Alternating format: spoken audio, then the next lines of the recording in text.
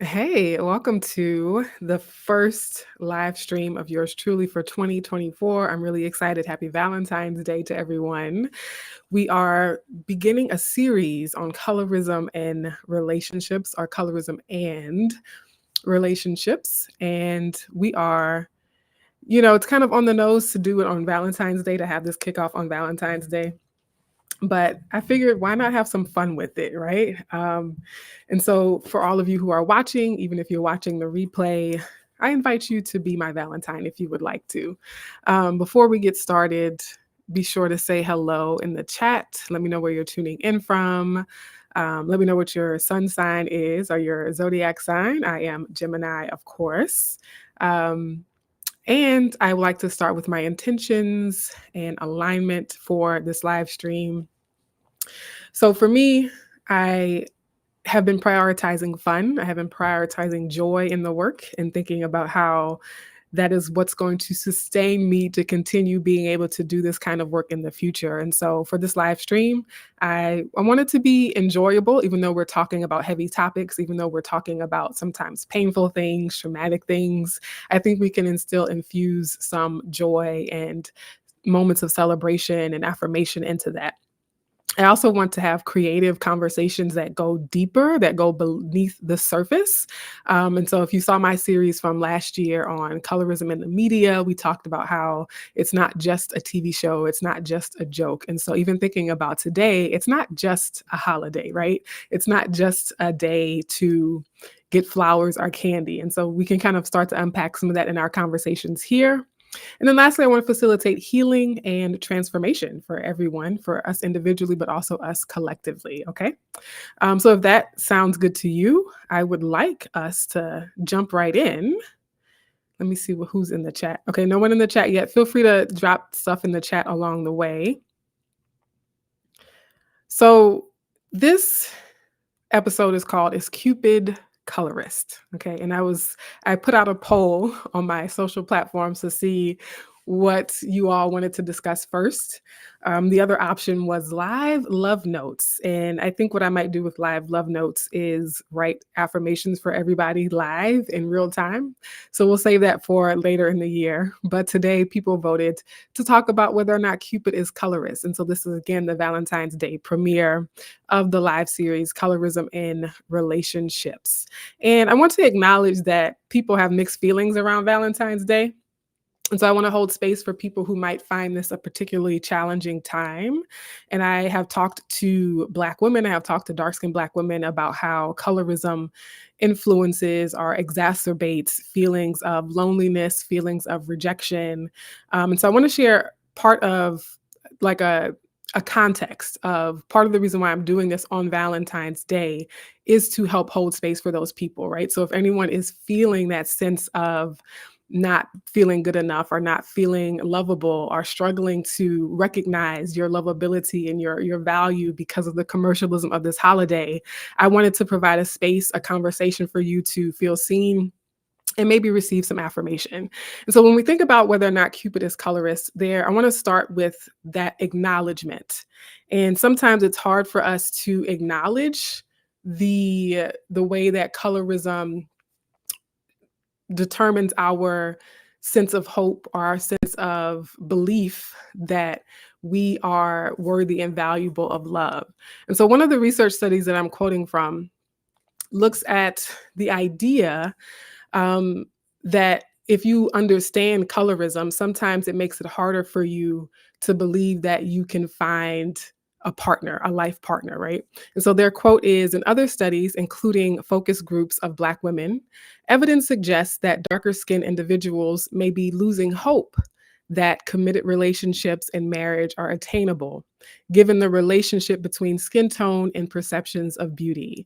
Assuming darker skinned individuals are aware of social preferences for lighter skin, darker skinned individuals, as compared to lighter skinned individuals, may anticipate fewer prospects for mate selection and marriage, and in turn view marriage as a less attainable option. And so, again, a lot of times people struggle to acknowledge that that is a reality that we live in, a reality for a lot of dark skinned Black women.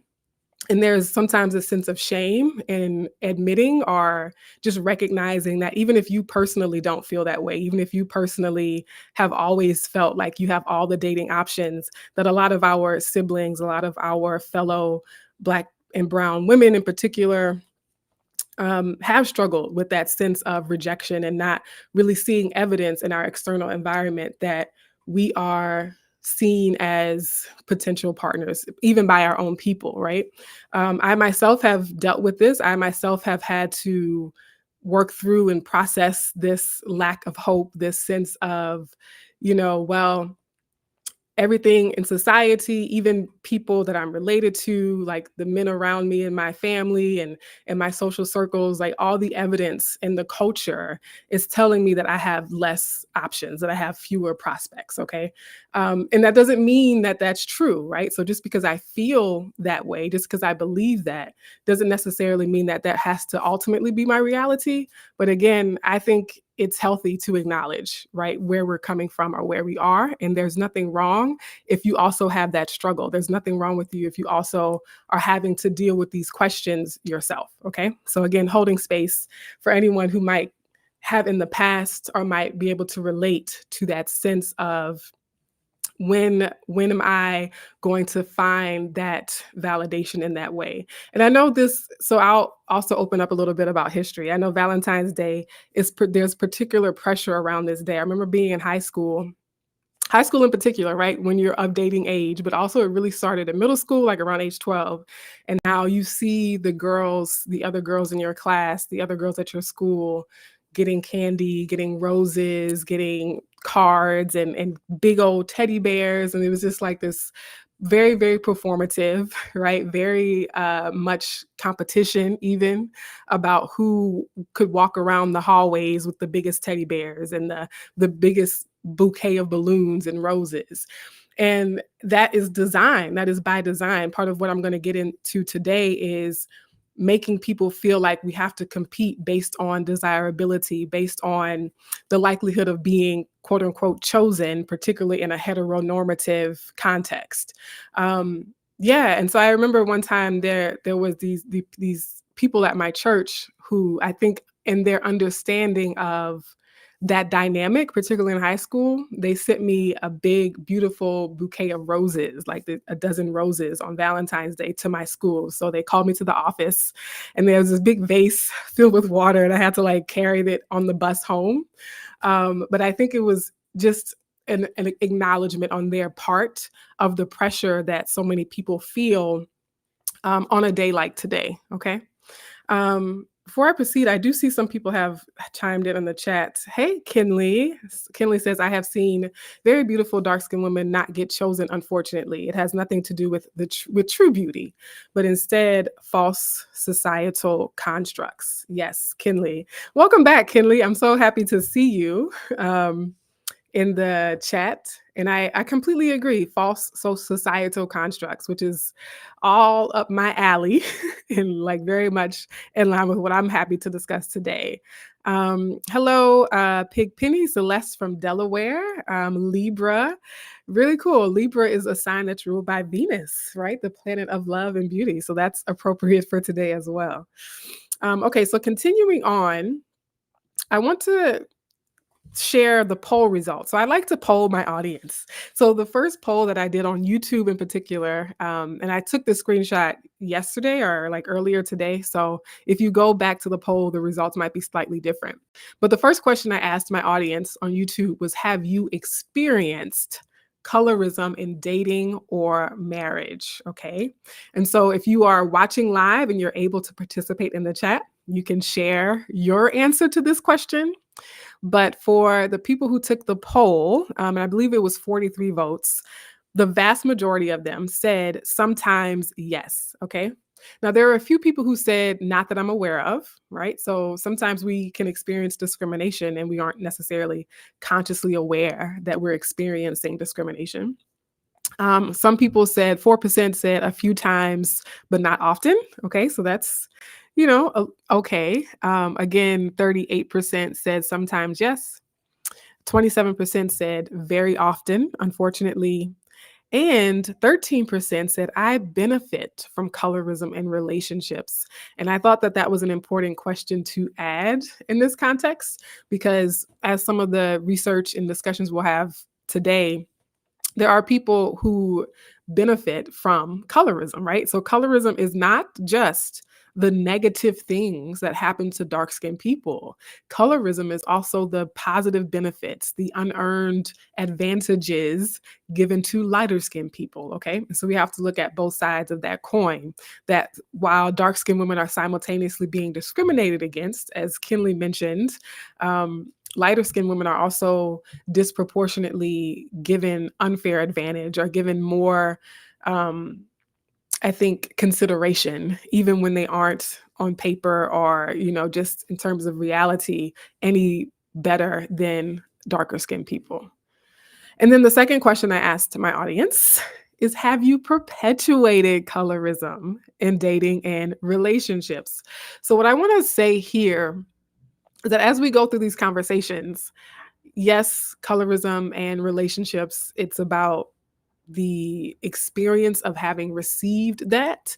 But I also want all of my viewers, all of the people in my community to be able to self-interrogate. Have you also perpetuated colorism in relationships? Okay.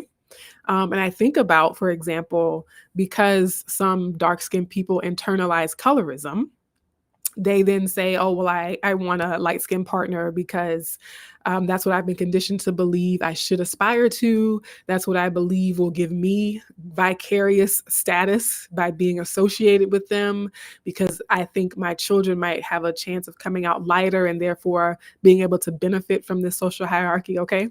And so, again, really unpacking and looking more at the nuances when we talk about colorism and relationships. And so the results of that poll, I only had 3 options. The first was not intentionally, but maybe, and there were about 29% of people who said that. And I appreciate people who were willing to say that, yeah, I didn't intend to, but it's possible because I live in a society where we're conditioned to think that whiteness, that lightness, or that Eurocentric appearances are better so in some way. And so acknowledging that we might have a bias, that's really, really important in order for us to see change going forward. And then 21% said, unfortunately, yes, I have. And so again, kudos to the people who are willing to acknowledge that in the past, hopefully not in the present, but in the past, they might have perpetuated colorism. And I've heard stories, Ta-Nehisi Coates, for example, when the Dark Girls documentary came out, the writer Ta-Nehisi Coates talked about how when he was a kid growing up, he harbored colorist biases in his dating preferences. And he verbalized that in front of his mom one day. And she called him out on it, right? She kind of chewed him out about it. And that caused him to reflect. That caused him to ask, why do I have this preference, quote unquote? Why do I believe this, right? And so in my thinking, because of the society we exist in, because of the cultures we grow up in, we can't shame ourselves for having been indoctrinated by these beliefs. But we do have to take responsibility once we have awareness to unlearn them, to do what's in our power to change, to repair, to bring justice, right? And then the vast majority of my followers, I don't know if the poll results would have been the same on someone else's page, but I'm really happy to see that the majority of the people who took my poll said no, and I do what I can to avoid it, right? And so that's important as well, because I don't want us to have this self-righteous stance of, well, I don't perpetuate colorism, right? The reason why I phrased the answer this way is I do what I can to avoid it is because we have to be vigilant. When we think about the pervasiveness of these negative narratives, we have to be on guard. We have to guard our hearts. We have to guard our minds. We have to guard our subconscious minds. And so we have to actively be feeding ourselves healthy narratives. We have to actively be taking action, make habits of our everyday lives to not fall prey to the inundation, the daily onslaught of white oppressive narratives. Okay. All right. Y'all still with me? Yeah, hopefully. I still see on the counter some folks are still watching. So I want to kind of go into the theme more directly. Who is Cupid? Who is Cupid? Right? Like, who is that? Like, what when you say is Cupid colorist? Who is even Cupid? Right? And so, first, I just want to say that yes, yesterday was Mardi Gras. I am from South Louisiana. Shout outs to the boot. Laissez les bon temps rouler. Okay. Bienvenue à Louisiane. And so, yeah, there's a famous singer. And hmm, am I still streaming? Okay. I think I'm still streaming. There's a famous singer from South Louisiana named Cupid. I don't know if Cupid the singer is colorist. I hope not. But I'm not talking about this Cupid, all right? And if I wasn't afraid of copyright strikes on my YouTube account, I would play the song and do the Cupid shuffle with y'all. You know what I'm saying? But for now, we'll just give a nod to Cupid from the boot, from Southwest Louisiana in particular. Um, and I want to go back even further than Cupid, right? Speaking of music, to the one and only Sam Cooke, who made the song Cupid. And I just have to say, this song was my first introduction to the idea of Cupid. At least I think it was. It might not have been, but my memory is that Sam Cooke's song Cupid was my first introduction to the concept of who Cupid is in the zeitgeist, in the consciousness of many people. And so some lyrics I can't sing, and I'm recovering from some sinus stuff, so I'm gonna spare y'all the pain of having to hear my off key, off pitch, off notes singing skills. But I'll say the lyrics. Cupid, draw back your bow and let your arrow flow straight to my lover's heart for me. Only for me, okay? And so the idea of Cupid is that it is an entity, a god that can make other people fall in love with us, or that can make us fall in love with others in a seemingly surprising way, or in a way that is beyond our own personal wills, all right? But in terms of the historical context, Cupid is the Roman, that's going to be important when we come back to this, god of love, desire, and attraction. And so also, I want to come back to the fact that those are three separate things, because often in our culture, we just conflate them. We conflate, oh, I desire you, and so therefore I love you. But we know, you and I know, that that's not always the case. And he is the son of Venus, right? So Venus being the planet, the deity of love as well. And in the Greek mythology, Cupid is known as Eros, right? The god of love and lust. Love and lust. And I do think about the Kendrick Lamar song, Love and Lust, right? But when we think about this history, this legacy, I want us to talk about the power of myths, the power of myths, the power of story, the stories that we tell ourselves, right? Because this idea of Cupid is based on Roman, Greek myths and legends. And what does that mean, right? Like when we think about Cupid as being a myth or being part of a larger mythology, how does that play into whether or not Cupid is colorist? So first I want to say that the stories we're sold, the stories that we're sold shape our personal and collective reality, okay? So for example, the cultural stories that we are given and that we believe, many of us, shape what we believe love even is. So what is love? What we think love is heavily influenced by the cultural stories that have been passed down from generation to generation, including stories like Cupid and Venus and all that stuff. Also, cultural stories shape our perceptions of who is lovable, right?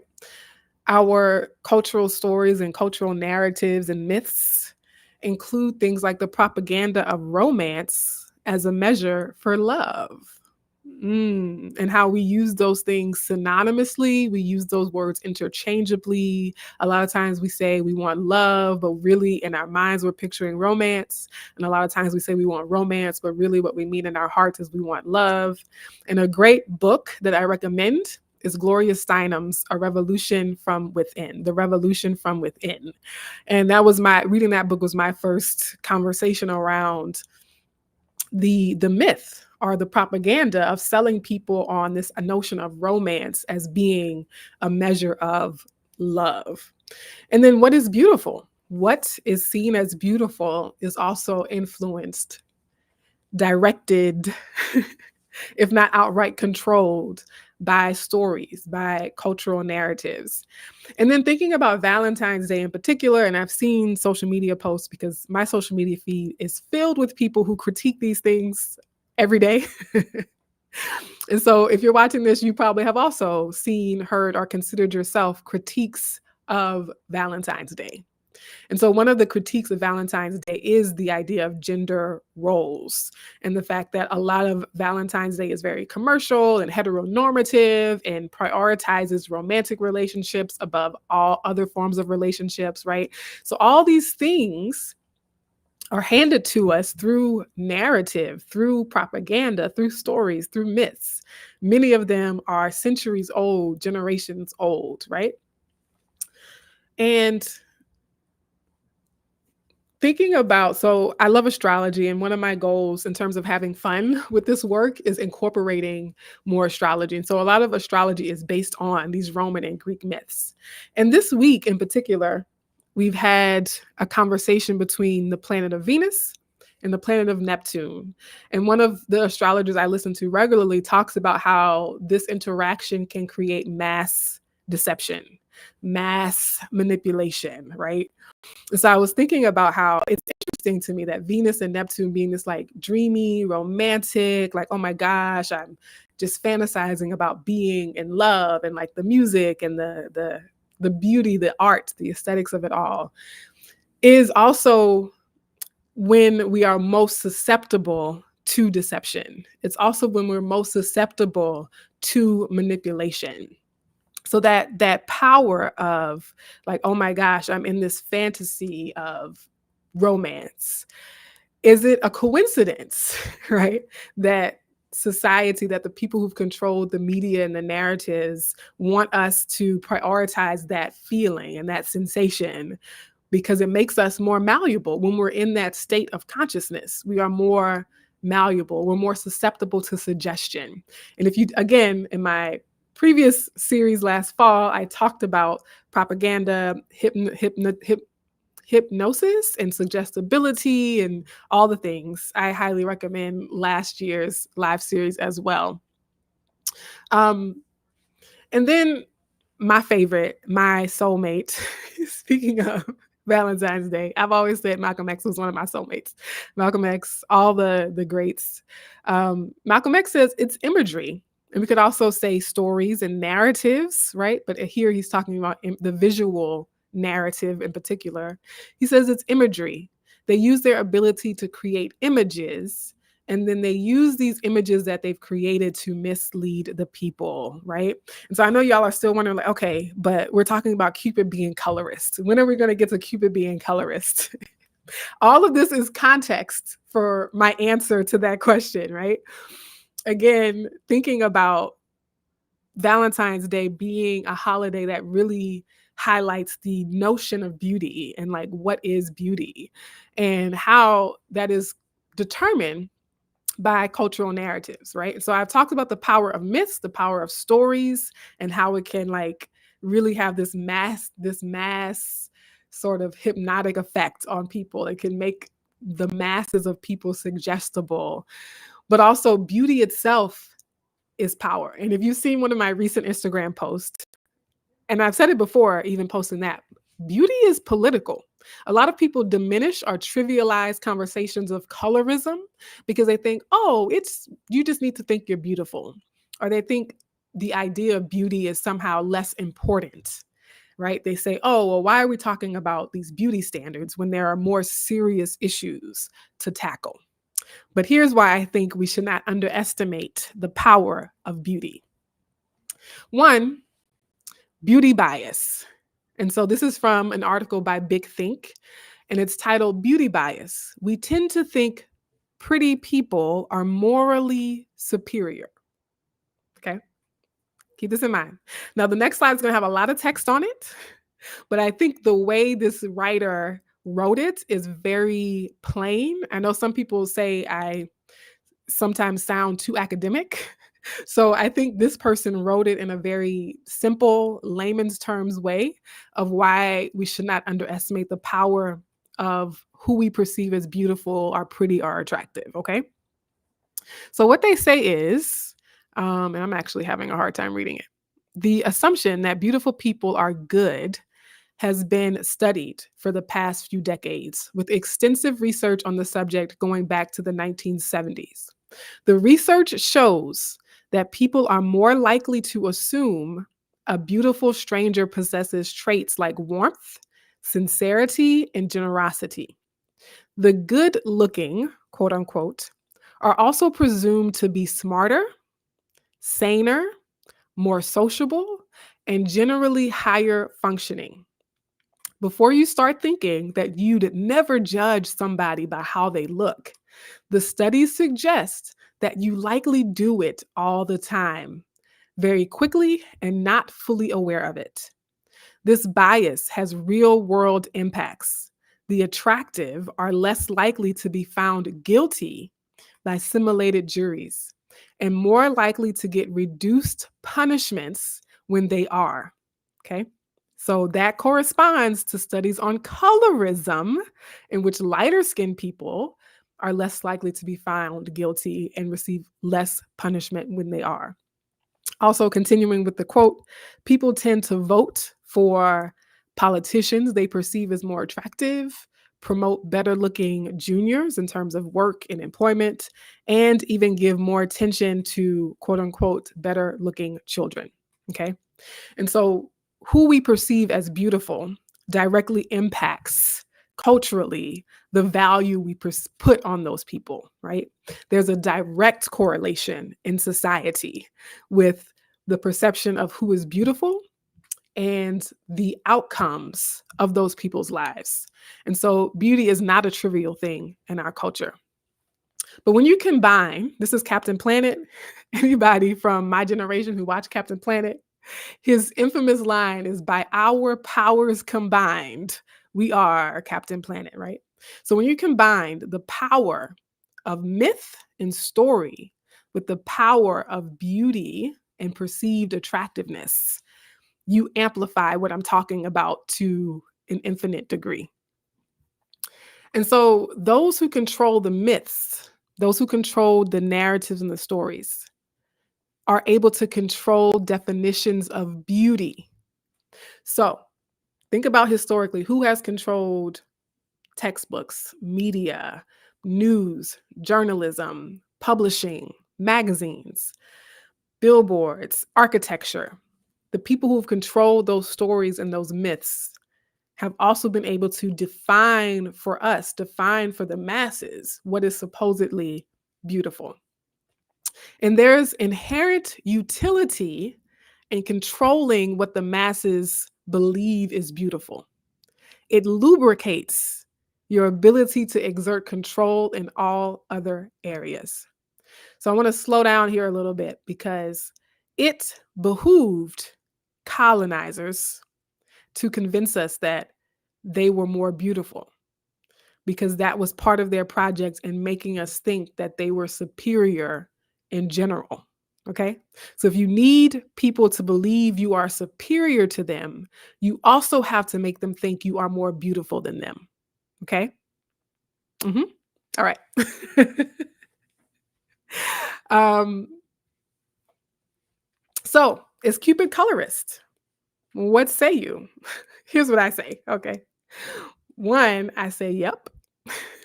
Yep. He is, or it is.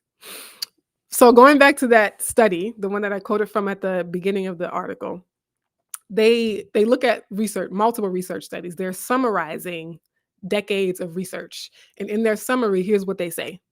Existing literature on skin tone has also shown associations between skin tone and the marriage market and mate selection. Lighter skinned individuals are more likely to marry sooner, and to have higher status spouses, as individuals generally prefer mates with lighter skin tone. Past research indicates that marriage is less common among darker skinned women. In particular, in a study of 329 young Black women, found that light skin tone was associated with approximately a 15% greater probability of marriage. And you might be thinking, like, oh, well, maybe it's just preference. Maybe it's just coincidence, right? You know, the saying, fool me once, shame on me, fool me twice, shame on you, or vice versa. I think I said it the wrong way. But if this were a matter of incidental, benign, casual, innocent preference, why is the pattern consistently the same?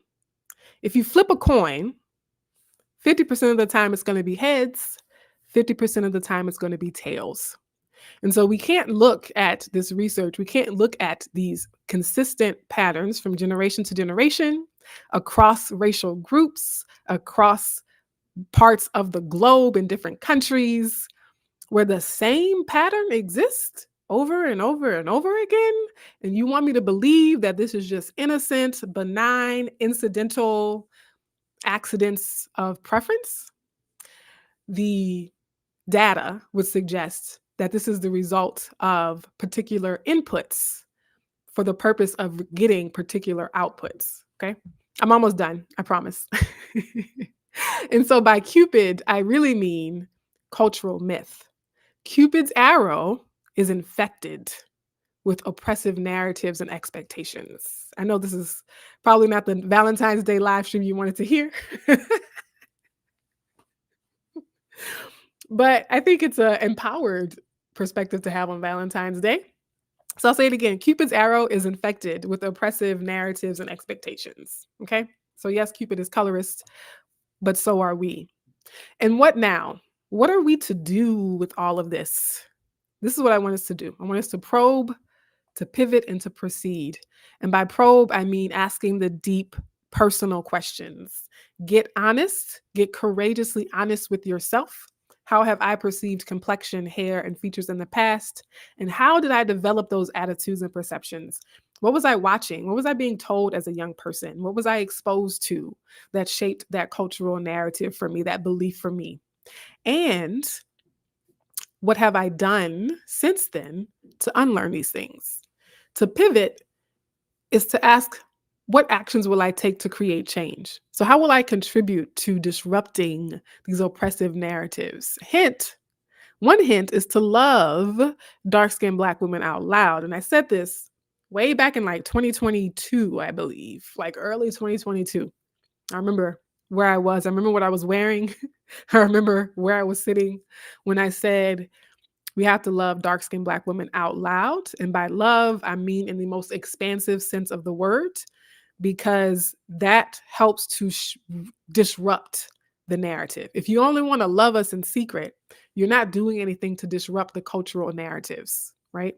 And so the intention, the purpose behind public displays of affection towards dark-skinned Black women is to disrupt these long-standing, these deeply entrenched narratives about us, right? And then to proceed is to say, what personal or communal resources will I use to unlearn colorism?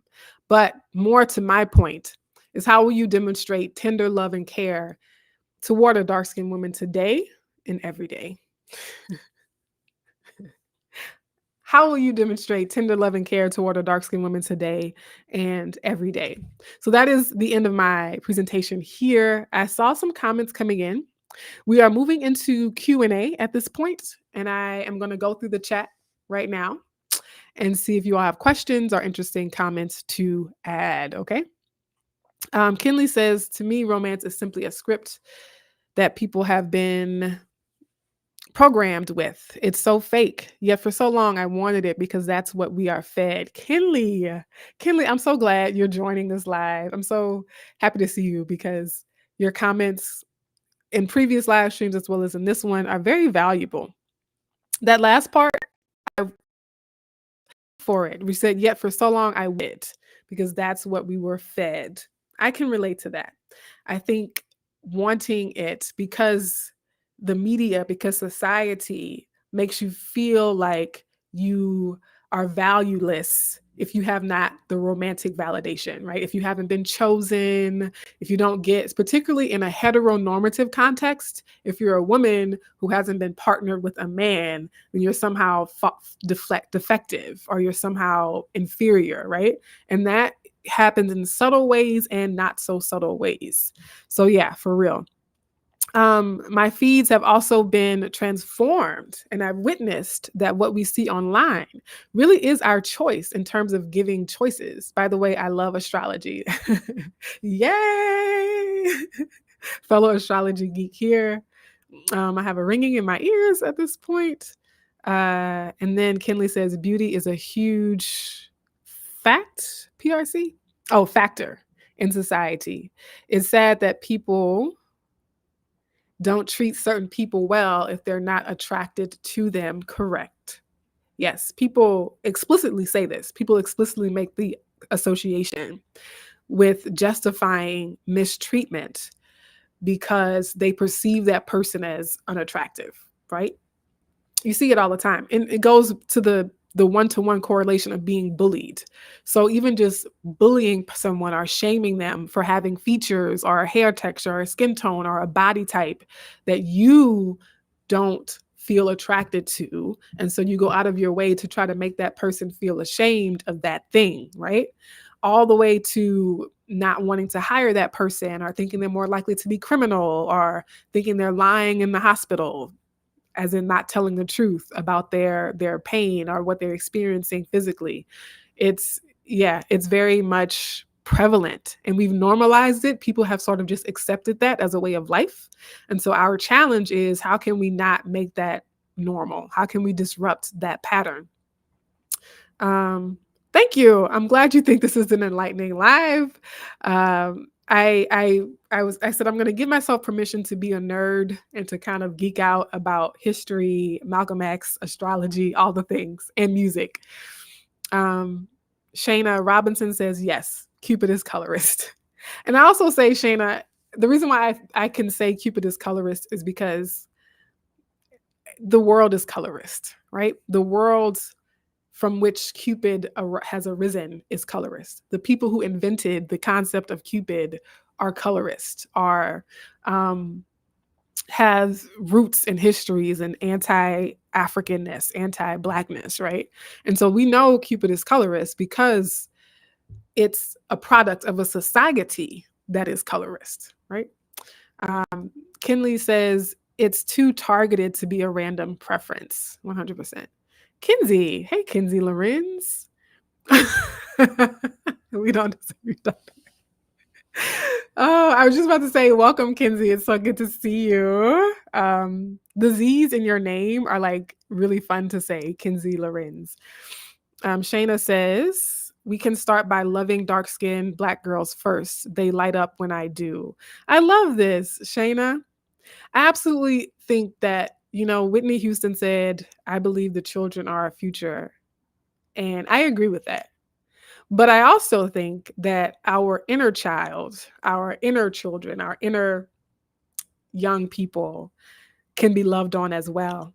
And so for any dark-skinned people listening, when I say, how will you show tender loving care to a dark-skinned Black woman today? It's okay if that starts with you. It's okay if you are that dark-skinned Black woman who you're showing tender loving care to. Because in my experience, in my work with clients, and just in conversations with people over the past decade plus, it is hard. It is a barrier.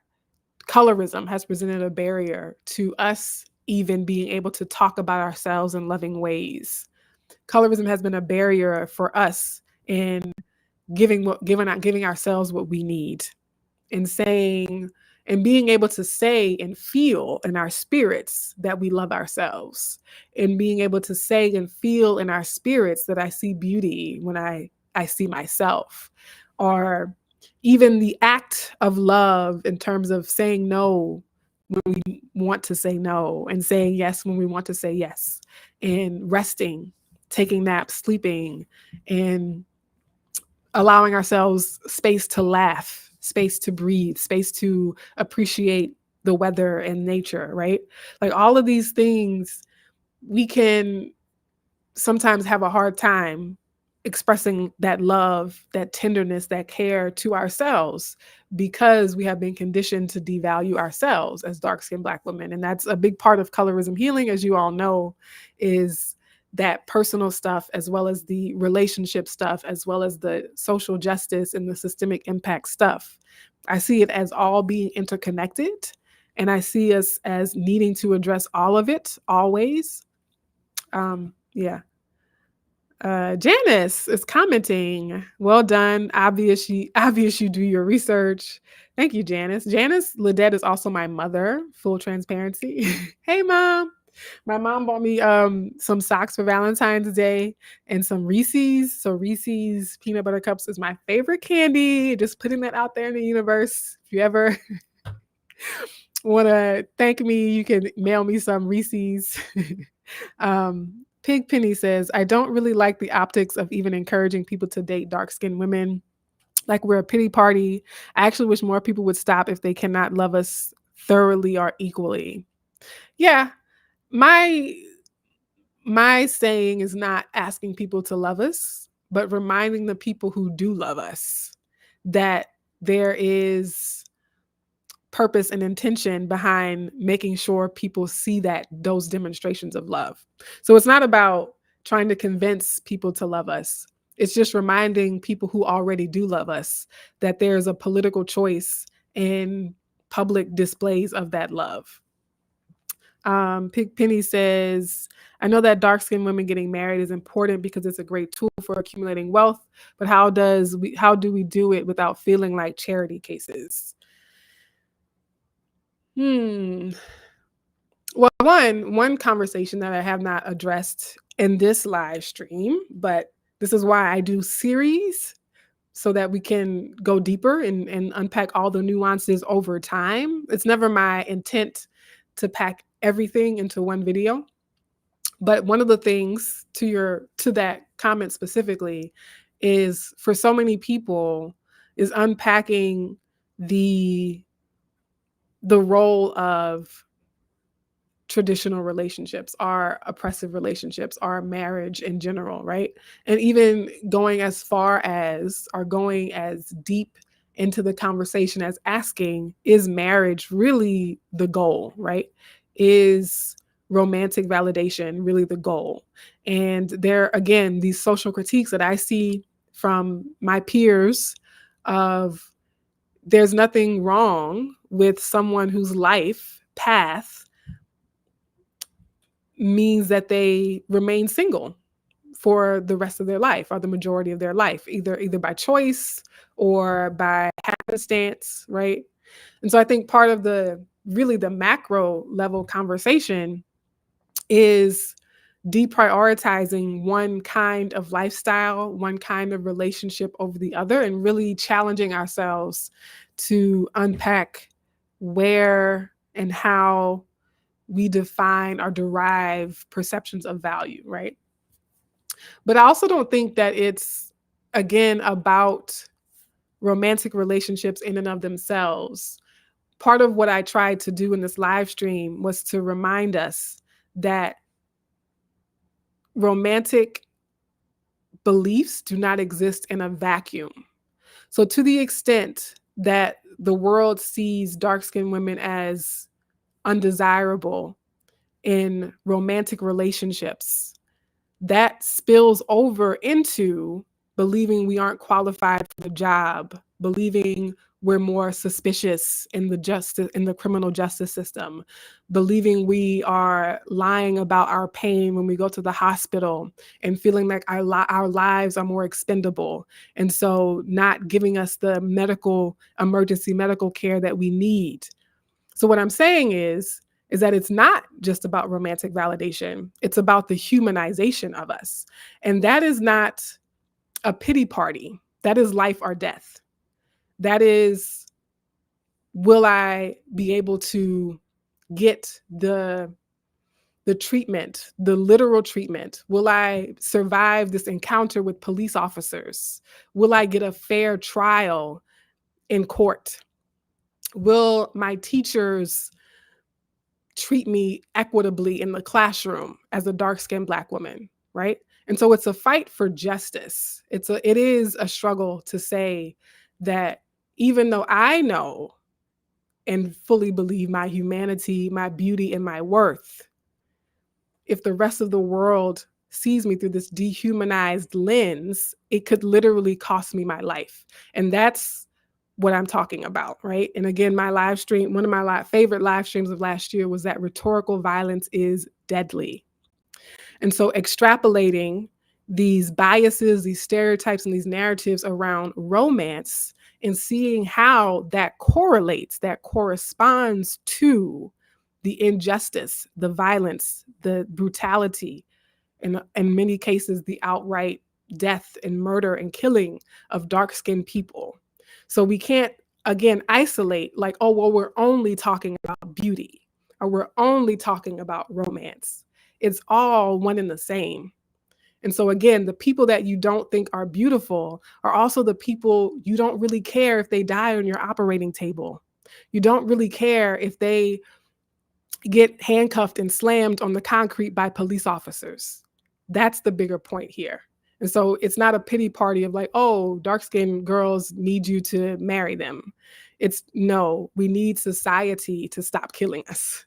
We need society to stop disenfranchising us, right? That's the ultimate goal. And does that result in more romantic options? Sure. Right? Does that result in more friendship and platonic options? Sure. Does that result in better, healthier family dynamics? Yes. But again, all of these things are interwoven. So I don't know at what point you came in during my live stream, but we're winding back to that part in this video where I talk about the impact, the real world impact of beauty bias. And again, like the research showing that it's not just like, oh, I think you're pretty and so I want to date you. It's also like, oh, I perceive you're pretty and so I'm more likely to acquit you of a crime, right? And like that's what we have to be talking about here as well. Great question, Pig Penny. Pig Penny says, I always encourage people to see the humanity in darker skinned people. I feel like that's the priority and maybe relationships will follow. Okay, that makes sense. Thank you. Completely right. There is definitely a mental health toll related to the hatred of dark-skinned Black women as well. Thank you, Kinley. That's a great point. You're right. I think regardless of the outcomes, and actually I experienced an instance of colorism like yesterday. And that's what I was telling my mom. I was like, part of the damage of colorism is one, the time I lose having to think about that experience, the energy that could go into creating something beautiful, the energy that could go into coloring with my niece and nephew, but having to negotiate and navigate this colorist experience, right? And think about where we could be as Black people if we didn't have to deal with racism. How I've said it before, we would be teleporting. We would be so advanced as humans if we didn't have the drag of systemic oppression on us, right? And so I definitely think that the mental health toll, the loss in time, right, the opportunity cost that dark-skinned people have, and even having to regulate after an experience of colorism, right? So you experience colorism, you get knocked into dysregulation, you have to expend time and energy to re-regulate yourself, to reground yourself, to talk yourself through it, right? All of that opportunity cost lost. Yeah, it definitely, I think, is one of the negative impacts of colorism is that mental health toll, and thinking about how just like one of the privileges of being white in this society is never having that burden, of stressing about racism. And so for light-skinned people, one of your light-skinned privileges is never having that burden of stressing about the dehumanization that you experience because of your skin tone. I appreciate you all for being here today on this Valentine's Day. Um, I hope that you all will come on this journey with me and unpacking the idea, the impact that colorism has in relationships. And those who really know me and my content are not going to be surprised when I'm going to be talking about all forms of relationships. I thought it would be very enticing to start with romantic relationships because that gets a lot of attention. But I am interested in all forms of relationships and the ways that colorism has frayed our relationships, has severed, impeded, hindered our ability to have healthy relationships, whether that be with our parents, our children, our siblings sometimes, our coworkers, and even just with our neighbors. And I also, this is not really my expertise in terms of colorism, but I hope that we can just question and unpack social narratives about love and question and unpack and maybe disrupt social narratives about romance, about dating, about beauty, all the things. And I don't have all the answers. I really don't. Um, and I think the beauty of these lives is when you all participate in the chat and challenge me to articulate myself more clearly and just adding to the richness of this conversation. Um, yeah, so I'll be doing these monthly, once a month. That's part of my self-care. That's part of my tender love and care to myself as a dark-skinned Black woman, is to not have the stress of having to go live every week. So I said this year I'm only going to do it once a month because that's a cadence and a rhythm that is more sustainable and less stressful for me. But it also gives me time to do research.